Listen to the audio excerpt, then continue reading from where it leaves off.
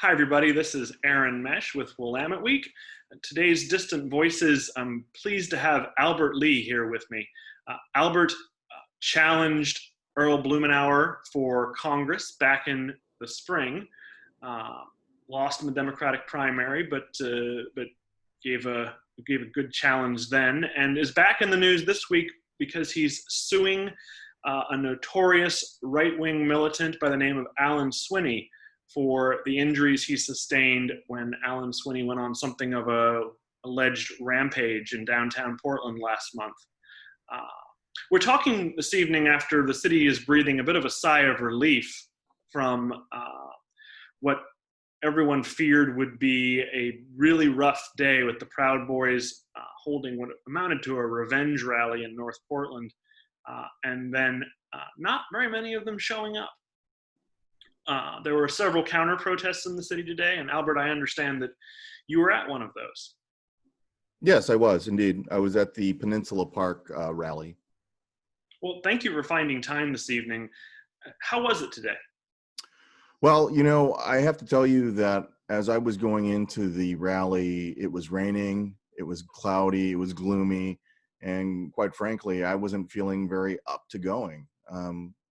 Out of fear and apprehension of what could have happened. I arrived and I wasn't sure how many folks to expect to be there.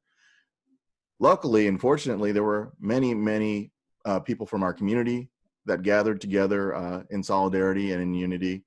And as the day progressed, the clouds parted, the sun came out, and we had a great time. We had wonderful speakers, and we were there as a community in solidarity. And you were in Peninsula Park, right? That is correct. That was about 3 miles away from where the Proud Boys rallied. As far as I understand, yes. And it doesn't seem like either side attempted to get too near each other today. No, for us at the Peninsula Park rally, it was never our intention to leave that spot. Our intention was to express our beliefs, get together in community, have some food to eat, and listen to some great speakers, and that's exactly what we did. Stands in fairly sharp contrast to August 22, when there was a flag wave in downtown Portland. Some citizens, including yourself, went out to observe and stand off, I suppose, against the flag-waving alt-right folks who came into downtown. That went fairly badly. The allegations are outlined in your lawsuit, which was filed in Multnomah County Circuit Court yesterday afternoon. I wouldn't mind if you would walk me through what happened that day. Certainly. So, I've got to start off by prefacing and saying that I am a 100% believer in free speech. I think that we all are entitled to have our say in public discourse. But when we came out in counter protests, what we came to was heavily armed group, I would say terrorists, who were there not to express their beliefs, but to intimidate the rest of the folks that were there and to attack those folks. And I just happened to be in the crossfire of that. Where were you when Mr. Swinney began shooting at you with a paintball gun? I was in the front of a group of folks that were counter protesting right there at the park in front of the Justice Center. What happened? Throughout that day, people were chanting back and forth, opposing views. Meanwhile, while that was going on, folks like Alan Swinney took their arms and started firing indiscriminately at folks, and then starting to take aim at folks. At certain points, there were other folks there that were commanding a line of folks from the right-wing side to move forward onto closer toward us. And at one point, they engaged.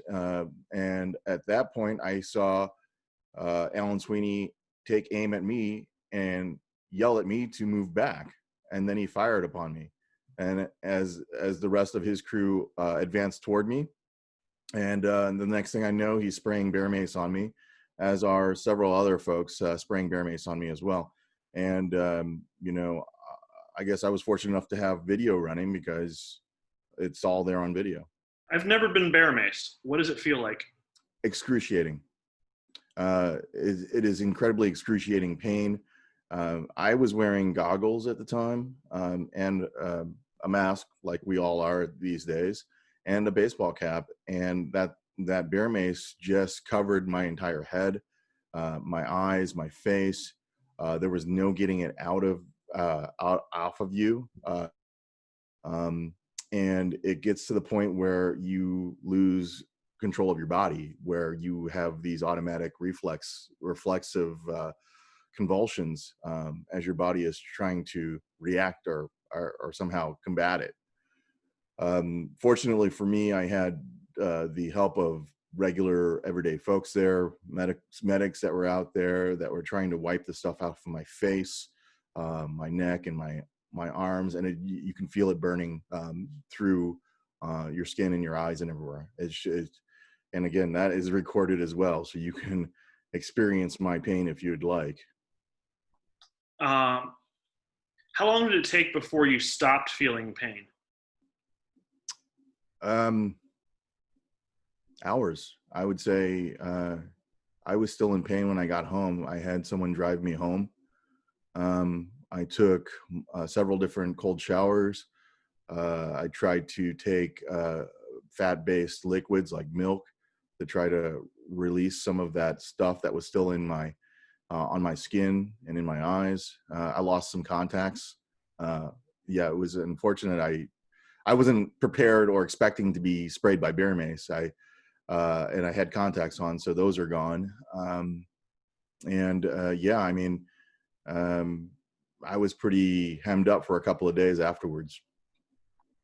So you've sued Alan in Multnomah County Circuit Court. What are you seeking? Well, I'm seeking